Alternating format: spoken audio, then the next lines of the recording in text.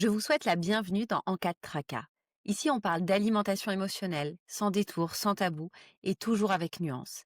Je suis Julie Rojon, votre hôte, formatrice, autrice et spécialiste de cette thématique complexe.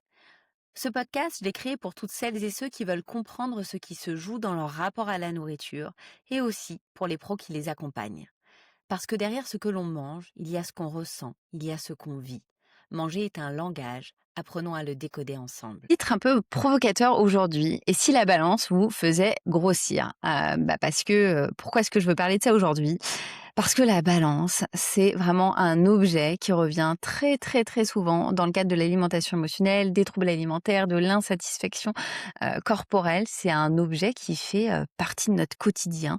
J'ai l'impression cet objet, il s'est infiltré, dans la vie de chaque, ménage et qu'il a une place assez particulière dans notre société.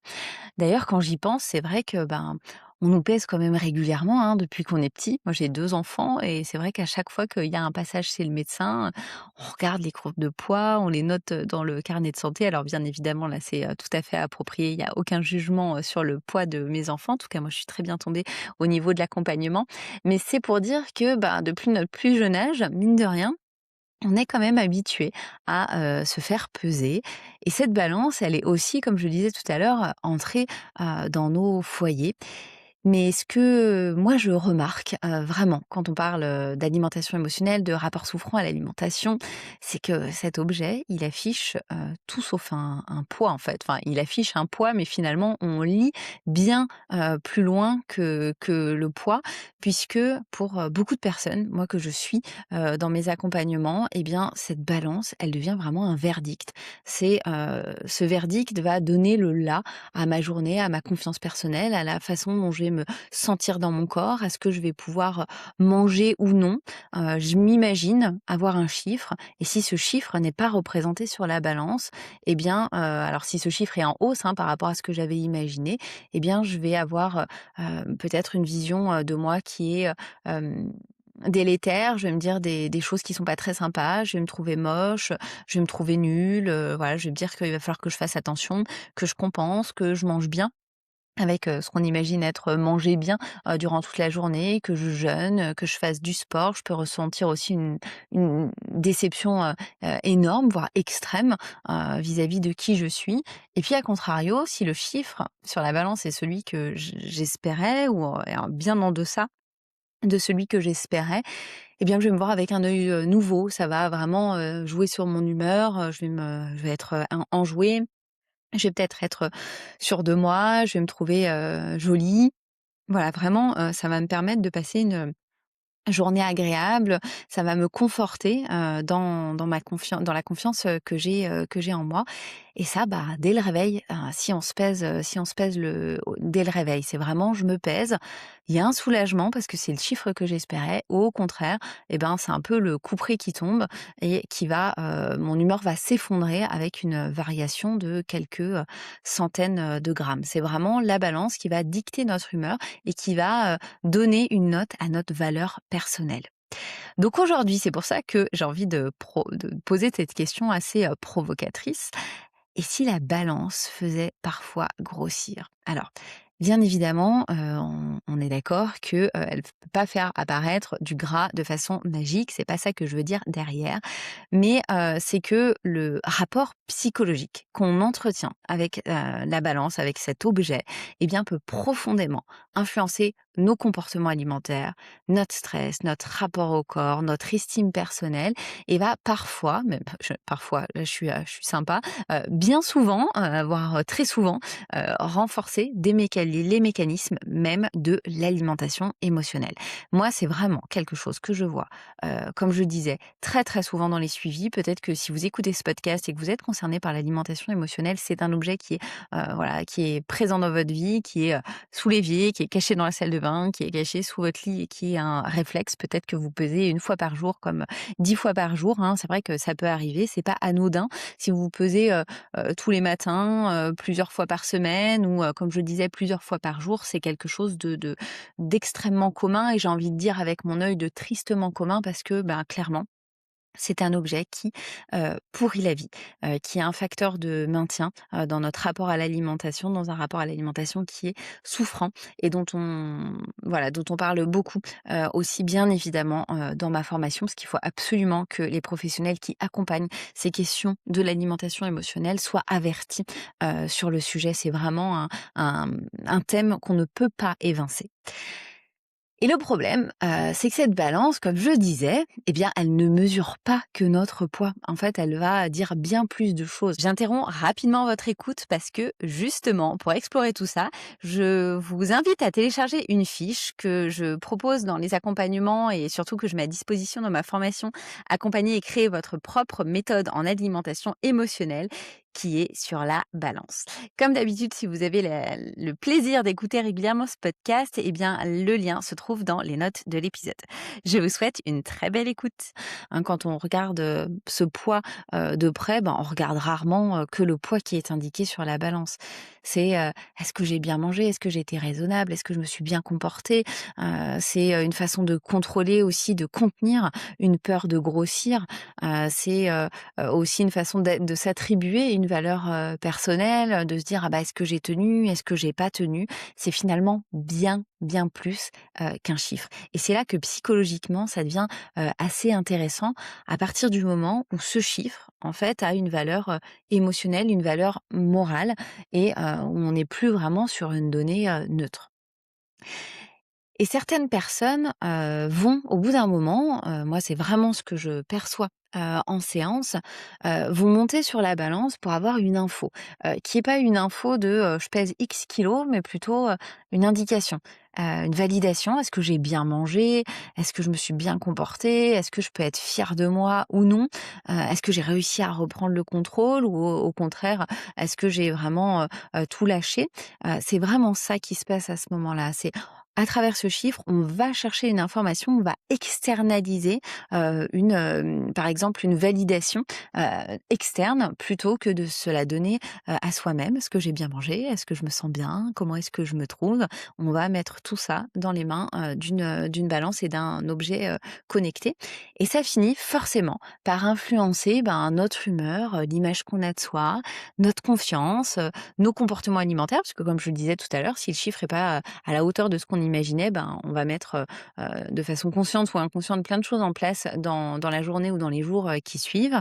Donc ce sont des stratégies de compensation, ça peut être, de l'activité physique et puis parfois même on peut mettre sous cloche notre vie sociale, notre vie intime parce que, ben, si j'estime que j'ai pas le poids qu'il faut, il faut que je m'incise donc aller, voir, enfin il faut que je maigrisse, en tout cas il faut que j'ai un poids, plus bas sur la balance.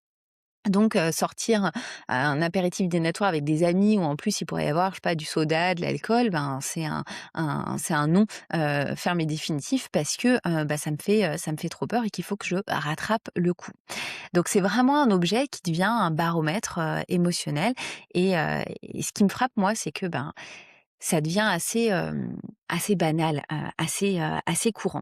Et d'ailleurs, il y a un exemple qui me vient en tête en vous racontant tout ça. Il y a une personne dans ma formation qui a suivi ma formation il y a, si je me trompe pas dans les dates, il y a 1 an, qui racontait et je pense pas trahir, j'espère ne pas trahir, le secret en racontant cette histoire, mais elle est, tristement commune. Une personne qui, décide de remanger, à sa faim, de se nourrir, d'une façon qui lui plaît, qui convient à ses valeurs, à ses convictions, qui se remet en mouvement, qui fait du sport, un sport qu'elle a choisi, qui lui fait du bien. On est vraiment dans un quotidien, sans contrainte, dynamique, apaisant et elle a l'impression enfin c'est pas l'impression, c'est elle se sent beaucoup mieux. Elle se sent bien, elle se sent, énergisée, elle dort mieux, elle est dans une super dynamique, elle commence à se sentir mieux dans son corps, à plus écouter ses signaux internes de faim, de rassasiement, de satiété, elle répond à ses besoins et puis, ça dure, 2-3 mois. Elle va voir une personne qui la suivait pour des raisons, de santé.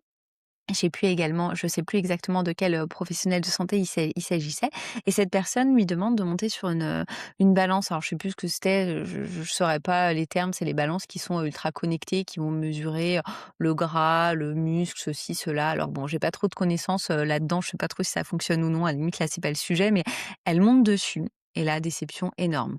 Elle a pris du poids et en plus, la balance lui dit qu'elle a pris de la graisse versus du muscle et là, en fait, c'est tout qui s'effondre.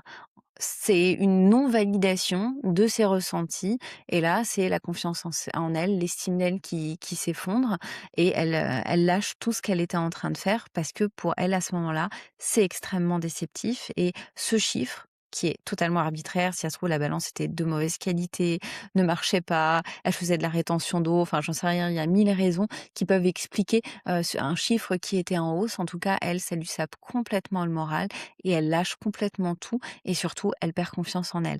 Et ce récit-là, il est terrible et il est, tristement, tristement, vraiment, commun. Je leur dis vraiment, se débarrasser de sa balance est à mon sens, quelque chose de souhaitable. Quand on parle d'alimentation émotionnelle, de troubles alimentaires, je sais qu'il peut, générer une levée de bouclier de: «Oh, mais qu'est-ce qui va se passer? D'un seul coup, je vais grossir, je vais plus avoir presque de garde-fous, d'outils de vérification». Alors on n'est pas obligé de la jeter du jour au lendemain sa balance, on peut espacer voilà, ça se fait vraiment en thérapie, ça s'apprend, d'espacer, les pesées, de réfléchir à sa valeur personnelle. Voilà, il y a vraiment plein de choses qu'on aborde en thérapie. D'ailleurs, bien évidemment que j'enseigne dans ma formation qui est vraiment longue et hyper, hyper complète. Mais voilà, tout ça, ça s'apprend et il y a parfois des gens qui font des choses surprenantes. Comme on est sur les anecdotes, je vous en raconte une autre, d'une, jeune femme que je suivais, en accompagnement et qui, suite à une de nos séances, de nos discussions, décide de, jeter sa balance. Elle était dans un immeuble, elle a descendu les escaliers de son immeuble, elle a pris sa balance, elle l'a jetée à la poubelle et je crois que ça fait 3 4 ans qu'elle ne s'est pas pesée et elle avait des troubles alimentaires.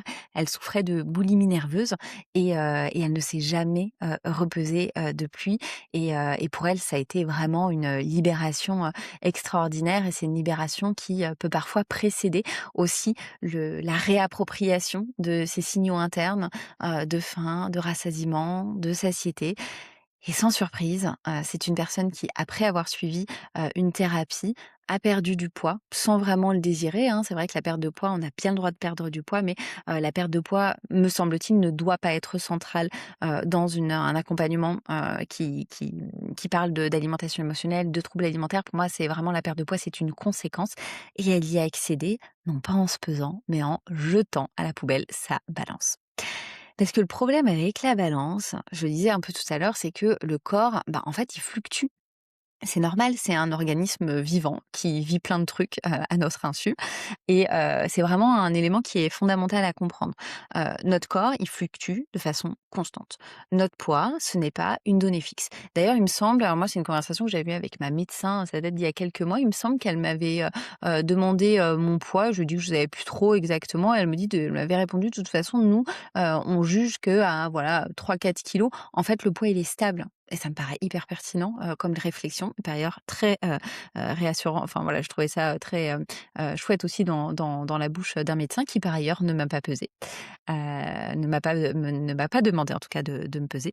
Mais bref, donc le poids n'est pas une donnée, fixe, il varie. Il varie au fil, des heures, des jours, des cycles menstruels, du stress dans notre quotidien, du sommeil. Est-ce qu'on a des nuits écourtées ou non? Est-ce qu'on a des enfants qui dorment ou non? Est-ce qu'on souffre d'insomnie? De l'hydratation aussi, du transit, des hormones, de l'activité physique. Ça peut être, de l'inflammation aussi qui est dans notre corps, de la quantité de glycogène qui va être stocké ou simplement alors très simplement de ce qu'on a mangé la veille. Si la veille, j'ai mangé, une raclette, généreuse avec, des amis et qu'en plus, après on a mangé un dessert et que je me suis fait plaisir, c'était vraiment génial. Mais, bah, forcément, tout ça, ça pèse, sur les intestins et c'est pas j'ai pas pris du poids, c'est juste là dans mon corps jusqu'à temps que, j'aille à la selle. Donc autrement dit, le corps, il bouge. En fait, il varie, il va s'adapter et alors que, beaucoup de personnes vont interpréter chaque variation et c'est vraiment, hyper commun, hein, quand il y a une relation souffrante à l'alimentation, quand il y a une insatisfaction corporelle, c'est, chaque variation, de poids sur la balance, chaque variation du chiffre qui est indiqué sur la balance et ben, est, interprétée comme une prise ou une perte de graisse, hein, comme si notre corps avait déjà pris ou perdu du poids. Si je vois, je sais pas, plus 500 grammes, ou moi ça m'arrive en séance de parfois avoir des personnes qui sont dévastées parce qu'elles ont pris 200 grammes. Et encore une fois, je minimise pas, la souffrance. Enfin, je dis encore une fois, mais je l'ai pas dit dans cet épisode encore, je minimise pas du tout la souffrance, que ça peut être de voir plus de 100 grammes, sur une balance, d'autant plus que je le comprends pour l'avoir, moi-même vécu. Ça peut être extrêmement douloureux et extrêmement difficile. Donc vraiment voilà, je, tiens vraiment à valider la souffrance que ce chiffre peut, engendrer dans le quotidien, de certaines personnes et peut-être de vous si vous écoutez, ce podcast et que vous vous sentez concerné. Donc plus, X grammes, 500 grammes par exemple, on va se dire: «J'ai grossi». Et je sais pas, j'ai moins, 200, 300, moins 700 grammes. Je me dis: «Ah bah, ça y est, génial, ça marche, ça décolle, je suis en train de perdre du poids». Alors que, bah, en réalité, physiologiquement, les choses, elles sont bien, bien plus complexes, que ça. Et alors, déjà, petit truc, c'est que, les balances, elles sont pas hyper précises. Même si on a une balance de grande qualité, il peut y avoir une marge de manœuvre de 200-300 grammes facile. Donc imaginons que vous avez une balance avec, les aiguilles là. Bon, je sais pas s'il y a encore beaucoup de gens qui ont des balances avec, des aiguilles, bah, il peut y avoir une marge, il peut y avoir une marge d'erreur, de lecture. Pareil pour des balances qui vont être, électroniques en fonction de leur qualité. Mais surtout, surtout, les variations quotidiennes, bah, elles correspondent à l'eau, corporelle, au contenu digestif, au sel. Est-ce qu'on a été à la selle, voilà, les derniers jours, ou pas? Est-ce qu'on est constipé? Est-ce qu'il y a des variations, hormonales? Est-ce qu'il y a des réserves énergétiques qui sont, stockées sous forme de glycogène? Et tout ça, c'est pas du gras, c'est pas de la graisse. Voilà, c'est vraiment essentiel. D'ailleurs, même si on prenait de la graisse, tout ça, ne va pas impacter, mais ça c'est un autre sujet, hein, ne devrait pas impacter notre, estime personnelle et notre valeur personnelle. Mais là, je referme la porte, ça sera peut-être, le voilà le sujet d'un autre, épisode.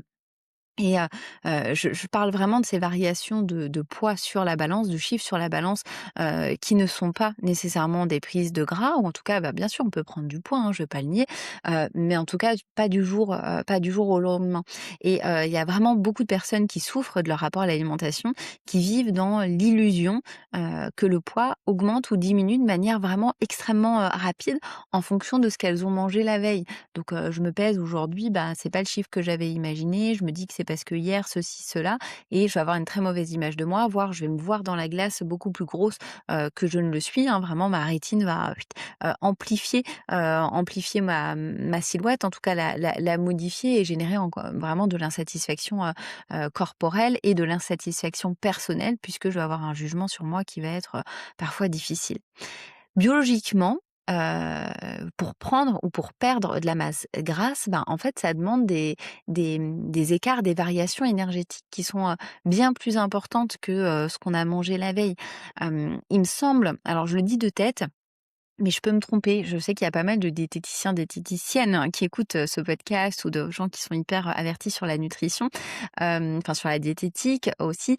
Il me semble qu'1 kilo de graisse, c'est 9 000 calories, mais j'ai aussi le chiffre 7 800 qui me vient en tête. Donc voilà, je vous laisserai arbitrer, peut-être, chercher sur internet, voilà, à quoi exactement ça correspond. Mais il me semble, alors pareil, moi je suis pas une férue des calories, donc il me semble que les femmes, elles mangent 2 500 calories par jour. Voilà, je peut-être que ce sont des chiffres qui sont erronés, puis en fonction de l'activité physique, tout ça, bon, bien évidemment, ça peut changer. Mais du coup, on imagine 9 000 calories, il faudrait manger, beaucoup, plus que ce qu'on mange quotidiennement, hein, ce qui peut arriver. Mais pour prendre 1 kilo de graisse en un jour ou 500 grammes de graisse, en un jour, ben, voilà, je vous laisserai vous faire votre, opinion, mais ça paraît assez, en tout cas assez, c'est pas éphémère le mot que je cherche, mais voilà, assez rare. Et ce qui ça signifie aussi que pour prendre, 200, juste 200 grammes, hein, une variation de 200 grammes, de graisse en une journée, bah, faudrait manger massivement au-delà de ses besoins, habituels.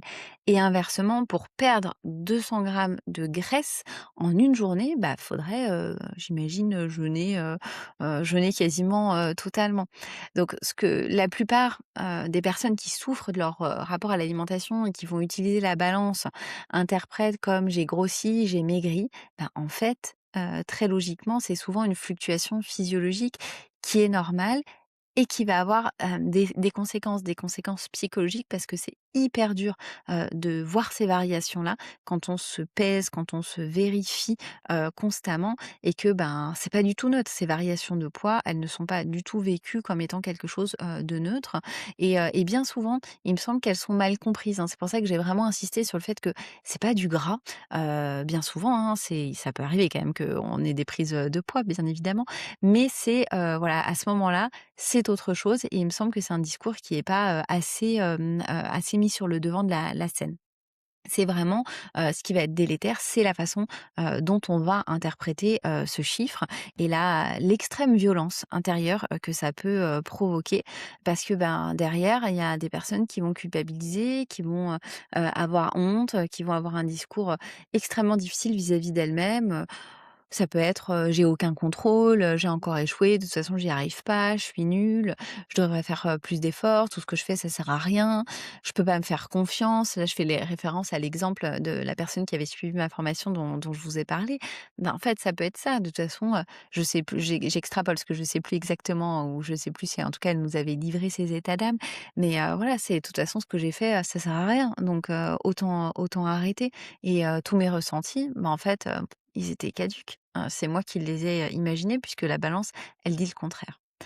Et c'est là vraiment que cet objet, parce que ça reste qu'un objet qui indique un chiffre, ben, commence parfois, à alimenter, une souffrance et une souffrance alimentaire ou en tout cas, commence à alimenter ou en tout cas, continue d'entretenir et c'est là qu'on parle vraiment d'un facteur de maintien. Parce que plus le chiffre va provoquer de la déception, de l'anxiété et bien plus, la personne va, ensuite vouloir contrôler, vouloir rectifier. Donc c'est, moi je le vois tout le temps, hein, en consultation, c'est, ben, voilà, le chiffre, il descend pas ou il monte, du coup, bah, je vais contrôler mes portions. D'ailleurs, je vais peut-être me mettre à compter mes calories, à peser ce que je mange, à peser mes aliments, à choisir des aliments, différents, à avoir des aliments qui sont autorisés, qui sont interdits, d'autres que je vais, bannir, à augmenter, mon activité physique, à nier aussi mes sensations parce que, bah, je croyais que ce que je faisais c'était bien, en fait c'est pas bien, à nier mes envies, à nier mes besoins et puis à me déconnecter, vraiment de mon corps petit à petit pour aller confier, ma confiance, dans les bras de cet, objet, connecté. Et plus, ben, le contrôle avec la balance devient, rigide et plus il y a des risques, d'ouvrir, les vannes, d'avoir des crises alimentaires, d'avoir des pulsions ou que l'alimentation émotionnelle augmente parce que en plus on a une image de soi, qui est vraiment difficile, qui est difficile à vivre et c'est un gros paradoxe, vraiment qu'on retrouve. Plus on cherche à contrôler de façon rigide son alimentation, son poids, plus la nourriture finit par occuper de la place mentale. On pourrait imaginer que, ben, voilà, plus on contrôle, plus on peut se libérer du poids de la charge mentale de l'alimentation. Mais en fait, non, ça finit par, occuper une place qui est, prépondérante, une place de choix. Et d'ailleurs la charge mentale, j'en ai déjà parlé, pas mal de fois dans ce podcast, est vraiment très, très importante lorsqu'on souffre de son rapport à l'alimentation. Et donc la balance, j'y reviens, eh bien, elle peut devenir, et elle devient souvent, je nuance un peu trop mes propos là aujourd'hui, vraiment devient, bien souvent un déclencheur, quotidien, de cette spirale. Est-ce que j'ai bien fait? Est-ce que j'ai pas bien fait? Et puis ensuite en découle une bonne ou une mauvaise journée, une bonne ou une mauvaise estime de moi. Et la balance, je disais, elle devient elle est embêtante puisqu'elle est facteur de maintien et elle va même favoriser les compulsions. C'est un peu un tremplin, à compulsion, parce qu'elle va activer, plein de choses. Le chiffre augmente, donc je me dis, «J'ai grossi, je sais pas, je me suis laissée aller, je suis nulle, faut que je me reprenne», et puis, bah, je vais culpabiliser. Je vais peut-être ressentir de la honte, de l'anxiété, je vais peut-être avoir peur, de prendre du poids, de pas perdre de poids et derrière, eh ben, on a tous les mécanismes, de compensation qui arrivent, de restriction, de contrôle. Je le disais tout à l'heure, voilà, je vais supprimer des aliments, je vais me remettre au sport, je vais faire de l'évitement alimentaire, je vais peut-être me couper de certaines relations sociales. Enfin, voilà, il y a vraiment plein de choses qui vont se mettre, en place et que, ben, ça finit par, épuiser mentalement et physiologiquement, de pas répondre à ses besoins, d'y penser tout le temps, de se mettre une pression constante vis-à-vis de l'alimentation. Et plus on contrôle, et bien, en fait, plus le risque de prise alimentaire dans le sens de crise alimentaire, de pulsion, de compulsion, va voir le jour. Et c'est là que peut apparaître aussi le fameux, foutu pour foutu. De toute façon, j'en peux plus, j'ai commencé à un peu manger, ben, voilà, autant continuer. Parce que c'est pas tenable, au même titre que les régimes, hein. Je le redis, je le re-redis, 98 des régimes échouent. C'est exactement la même chose avec cette logique de contrôle. C'est une logique qui n'est pas tenable, sur le long terme, et au bout d'un moment, c'est bien normal qu'il y ait des moments où, alors dans le vocabulaire usuel, hein, ce qu'on entend en séance, c'est bien souvent, j'ai craqué, j'ai pas réussi, j'ai fait des écarts et puis je me suis dit: «Bah, foutu pour foutu, autant vraiment, continuer et y aller». Et après je vais me peser sur la balance, le chiffre va être mauvais, ça va recommencer, le chiffre va descendre, je vais me sentir mieux jusqu'au jour où je vais avoir une fluctuation hormonale ou, voilà, il va se passer quelque chose parce que mon corps vit. Et puis c'est encore voilà, c'est comme si j'avais une épée Damoclès, tout le temps au-dessus de la tête, qui me dicte mes comportements, mon humeur, ma joie de vivre et surtout mes comportements, alimentaires. Autrement dit, c'est pas la balance, hein, qui fait grossir directement, hein, vous l'aurez compris, c'est le système psychologique que la balance va, entretenir. Et à force de le surveiller, de surveiller ce corps, je le disais tout à l'heure, on finit par plus l'habiter parce qu'en fait tout est externalisé, heu et c'est profondément triste. Enfin moi je trouve ça profondément, triste, et ça arrive, malgré nous. Il y a vraiment zéro culpabilité, bien évidemment, à avoir. Et à force de, surveiller constamment ce poids, je vois que beaucoup de personnes, finissent par, perdre le lien avec, leurs ressentis, de perdre la confiance avec leurs ressentis, de perdre le lien avec leur vécu corporel réel, avec ce qui se passe vraiment à l'intérieur de leur, corps. Et à ce moment-là, ben, la faim, elle devient complètement secondaire. On l'écoute plus, on nourrit plus vraiment, ses besoins. Le rassasiement aussi, il devient secondaire. L'énergie aussi, voilà, j'ai pas d'énergie, je suis fatiguée, j'ai faim, j'en peux plus, je vais quand même au sport. Voilà, c'est vraiment un chiffre qui va prendre le chiffre de la balance, qui va prendre plus de place que nos sensations. La balance va vraiment effacer ce qu'on appelle l'interoception, donc les ressentis corporels. Et c'est cette balance qui va dicter, encore une fois, nos valeurs et notre valeur, pardon, et nos comportements alimentaires, notre estime personnelle, et cetera. Et ça se fait, pas du jour au lendemain, hein. Ça s'installe, assez, insidieusement. Et là, je parle de la balance, mais je l'ai dit tout à l'heure, ça pourrait être aussi d'autres outils de mesure, comme voilà, dont je sais pas, je peux mesurer, les cuisses, les bras, le ventre, les fesses. Et si le chiffre n'est pas celui que j'imagine, en fait, tout s'effondre. Et au bout d'un moment, ben, on sait plus. En fait, on connaît plus nos besoins. On ne sait pas si on a faim, si, on est fatigué, si on est stressé, si, on se sent seul, si on apprécie ce qu'on mange. En fait, on est complètement perdu. Je sais plus quoi manger, je sais plus, ce que je ressens. Et c'est vraiment des points que je traite en long, en large et en travers dans ma formation, et que, je retrouve tout le temps dans les suivis, dans les accompagnements, que je propose. On ne sait plus. En fait, on n'est plus connecté, on est perdu. On a suivi plein de dogmes externes. On a suivi, en plus, on est à l'heure là des objets, ultra connectés, les montres, les machins. Est-ce que j'ai marché? Est-ce que j'ai bien dormi? Est-ce que, ceci, cela? Et on en oublie, de ressentir et de se faire confiance. Tout est vraiment, externalisé, et notre attention, elle est progressivement passée de l'intérieur à l'extérieur. Ça, c'est vraiment une phrase que je vous invite à méditer. Qu'on vraiment, dans tout le cadre de l'alimentation émotionnelle, de relations souffrantes à l'alimentation, des troubles alimentaires, progressivement, on passe de l'intérieur à l'extérieur pour plein de raisons, hein, possibles. Voilà, il y a plein de raisons, et chaque raison sont singulières en fonction de chaque, profil. Mais vraiment, la balance est un facteur, de maintien. Et au fond, voilà, c'est peut-être ça le vrai problème, c'est que on n'habite plus, vraiment notre corps. On finit par, vouloir le surveiller.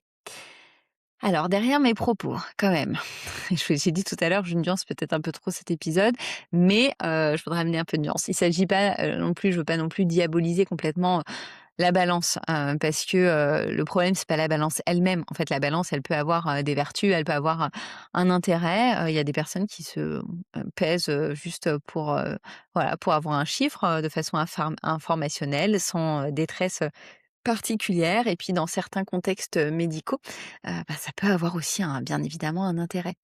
Et la vraie question, c'est, qu'on pourrait se poser, c'est: quelle est la place de cet objet, dans notre vie psychique? Quelle place prend cet objet? Et quelles sont les conséquences? Quand je me pèse, qu'est-ce qui se passe juste après? Est-ce que c'est une info, comme une autre? Voilà, je pèse X, puis après, je passe à autre chose. Ou est-ce que cette balance, elle a pris, la place, d'un juge, d'un outil de contrôle, d'un régulateur émotionnel, d'une obsession, quotidienne, voire, plusieurs fois par jour? Est-ce que c'est, le baromètre, c'est devenu le baromètre de ma confiance?